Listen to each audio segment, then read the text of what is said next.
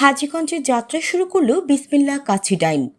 চাঁদপুরের হাজীগঞ্জে আনুষ্ঠানিকভাবে যাত্রা শুরু করেছে নতুন রেস্টুরেন্ট বিসমিল্লাহ কাচ্চি ডাইন।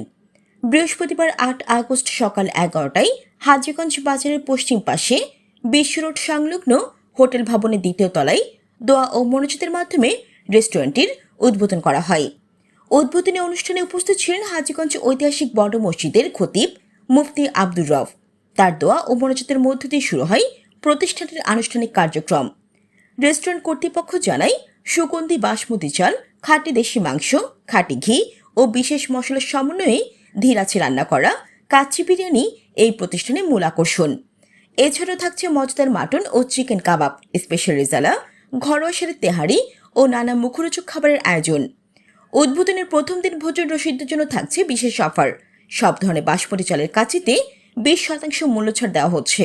এছাড়া যে কোনো পারিবারিক আয়োজন বা বিশেষ অনুষ্ঠানের জন্য থাকছে প্রি অর্ডারের সুবিধা।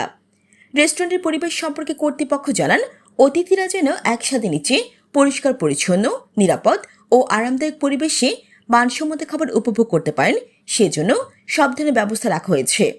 তারা আশা করছেন এই রেস্টুরেন্ট হাজীগঞ্জে ভোজন রসিকদের জন্য একটি নির্ভরযোগ্য ঠিকানা হয়ে উঠবে। পরিবার পরিজন, বন্ধু বান্ধব কিংবা প্রিয়জনের সঙ্গে বসে কাচ্চি উপভোগের জন্য বিসমিল্লাহ কাচ্চি ডাইন হয়ে উঠবে স্বাদের নতুন গন্তব্য।